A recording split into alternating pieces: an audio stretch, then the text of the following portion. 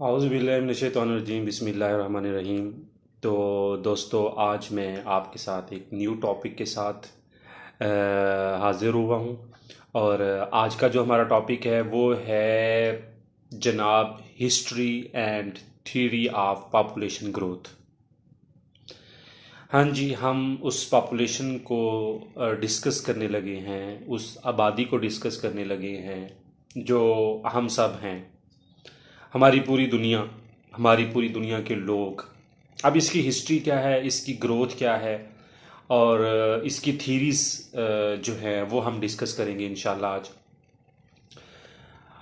तो हम ये देखते हैं कि सबसे पहले पॉपुलेशन की हिस्ट्री। पॉपुलेशन की हिस्ट्री के बारे में जब हम बात करते हैं तो पास्ट में, क्योंकि एग्रीकल्चर लैंड भी हमारे पास बहुत ज़्यादा थी, इसके अलावा किसी भी फैमिली की जो स्ट्रेंथ थी वो इससे मेजर की जाती थी कि उसकी फैमिली में कितने लोग हैं, उनकी तादाद कितनी है। बेसिकली वही स्ट्रेंथ कंसीडर की जाती थी।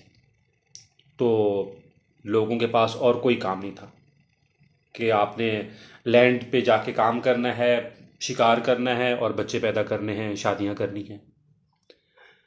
लेकिन होता ये था कि जितनी ज़्यादा लोग पैदा हो रहे थे उसी हिसाब से डेथ रेट भी ज़्यादा था, इन्फेक्शस डिजीज़ बहुत ज़्यादा थी, अनएक्सपेक्टेड से मतलब नेचुरल डिज़ास्टर आ जाते थे, जिसकी वजह से हमारी वर्ल्ड की पॉपुलेशन कंट्रोल हो रही थी।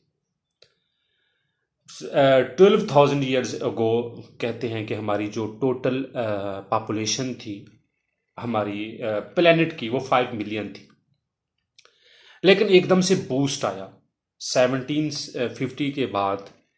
हमारी जो पॉपुलेशन थी वो ये समझे कि 1 बिलियन क्रॉस कर गई 18 सेंचुरी के करीब करीब।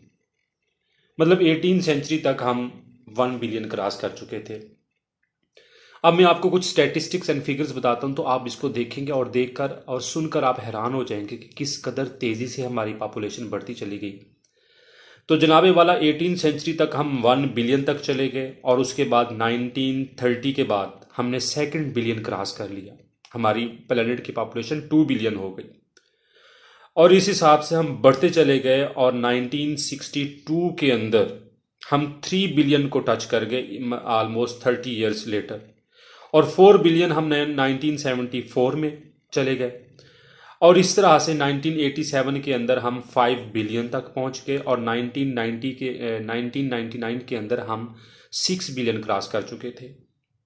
और अप्रॉक्सीमेटली 73 बिलियन लोग, 73 मिलियन लोग हर साल इस प्लेनेट में बढ़ते चले जा रहे हैं।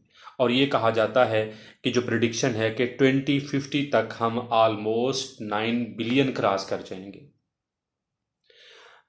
तो स्टूडेंट्स, ये है हिस्ट्री ऑफ पॉपुलेशन, जो मैंने आपको थोड़ी सी मतलब एक ब्रीफ सा एक उसके बारे में बता दिया कि किस तरह 1750 से पहले हमारी पॉपुलेशन थी, और 1750 के बाद अगर हम 2020 की बात करते हैं या 2022 तक की बात करते हैं, तो हमारी पॉपुलेशन कहाँ से कहाँ पहुँच गई है। 8 बिलियन तक हम लोग ऑलमोस्ट पहुँच चुके हैं अब 2022 के अंदर, और 2050 के अंदर ये का एक्सपेक्ट किया जा रहा है कि हम 9 बिलियन क्रॉस कर जाएंगे। अब आबादी तो बढ़ती चली जा रही है, और आपको पता है कि जैसे जैसे आबादी बढ़ती जा रही है सोशल प्रॉब्लम्स भी चलते जा रहे हैं।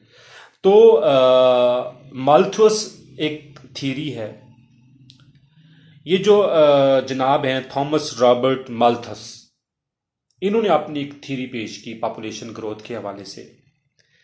अब दो चीज़ों को अंडरस्टैंड करें, एक तो हमारे पास है जियोमेट्रिक प्रोग्रेशन और एक हमारे पास है अरिथमेटिक प्रोग्रेशन।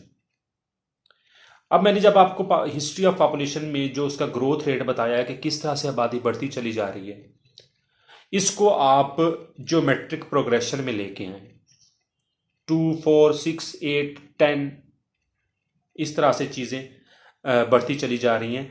और जो माल्थस ने कहा है कि ज्योमेट्रिक प्रोग्रेशन में जो हमारी पॉपुलेशन है वो 2, 4, 8, 16, 32 इस तरह से मल्टीप्लाई होती जा रही है, डबल ट्रिपल।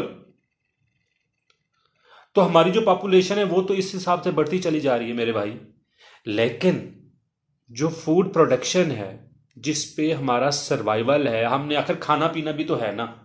अब जब आबादी बढ़ती चली जाएगी, हमारा प्लेनेट तो वही है, प्लेनेट तो नहीं बढ़ता चला जा रहा, या ये कहें कि पॉपुलेशन एक्सपैंड होती जा रही तो हमारा प्लेनेट भी एक्सपैंड होता चला जा रहा है, या हम दूसरे प्लेनेट्स पे शिफ्ट हो जाएंगे। जो फूड की प्रोडक्शन है वो हमारे पास है अरिथमेटिक प्रोग्रेशन के हिसाब से, जिस तरह है 2 3 4 5 6। फूड हमारा 2 3 4 5 6 के हिसाब से बढ़ रहा है, लेकिन हमें जो हमारी पॉपुलेशन है भाई वो किस तरह से जा रही है, 2 4 8 16 13 इस हिसाब से बढ़ती चली जा रही है। आबादी बढ़ती चली जा रही है, लेकिन खाना उस हिसाब से नहीं आ रहा। तो माल्थस ये कहते हैं कि अगर आपने इस प्लेनेट के अंदर अपना सर्वाइवल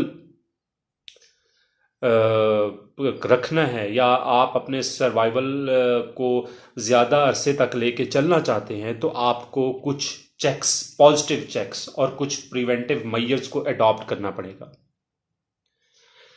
अगर वो नहीं करते तो फिर क्या होगा कि हमारे पास फूड नहीं होगा। जब फूड नहीं होगा तो हमारा सर्वाइवल पॉसिबल नहीं होगा। तो अपने सर्वाइवल के लिए वो ये कहते हैं कि एक तो पॉपुलेशन की ग्रोथ को जो रेट है उसको कंट्रोल करना चाहिए। वो जो पॉजिटिव चेक्स हैं, आप अपनी मतलब फैमिली को कंट्रोल कर सकते हैं, आप गवर्नमेंट लेवल पे या सोसाइटल लेवल पे आप कंपेन चला सकते हैं कि ग्रोथ रेट को कंट्रोल किया जाए। ठीक है, अगर आप करेंगे तो ही जो फूड की प्रोडक्शन है, जो उसकी रिक्वायरमेंट है, वो पूरी हो सकती है। दूसरा वो एक और बात भी कहते हैं, वो कहते हैं कि मैं ये एथिकली तो ये चीज़ रॉन्ग है, लेकिन मैं ये आपको बताना चाहता हूं कि नेचुरल चेक्स भी आ जाते हैं। पैंडेमिक, एपिडेमिक, डिजास्टर, फ्लड्स, वार, जब इस तरह की चीज़ें आती हैं तो पॉपुलेशन कंट्रोल हो जाती है। ठीक, तो ये सारी चीज़ें साथ साथ चलती रहती हैं। वो कहते हैं कि नेचुरल चेक्स तो हैं, डेफिनेटली हैं, क्योंकि नेचर ने अपने आप को बैलेंस रखना है। नेचर कभी भी अपने आप को इनबैलेंस नहीं करेगी। तो आपका भी एक डेफिनेटली एक रिस्पॉन्सिबिलिटी है कि आप भी इस बैलेंस को इम्बैलेंस ना होने दें। पॉपुलेशन ग्रोथ और जो फूड की प्रोडक्शन है उसमें बैलेंस लेके हैं। तो ये तो हमारे पास थ्योरी थी थॉमस रॉबर्ट माल्थस की, और इस थ्योरी में आप इतना कॉन्सेप्ट समझ लें, ये एग्जाम्स के हवाले से नफ है। अगर आपको मेरा लेक्चर अच्छा लगा है तो यार लाइक कर दें, सब्सक्राइब कर दें और शेयर भी कर दें। Thank you.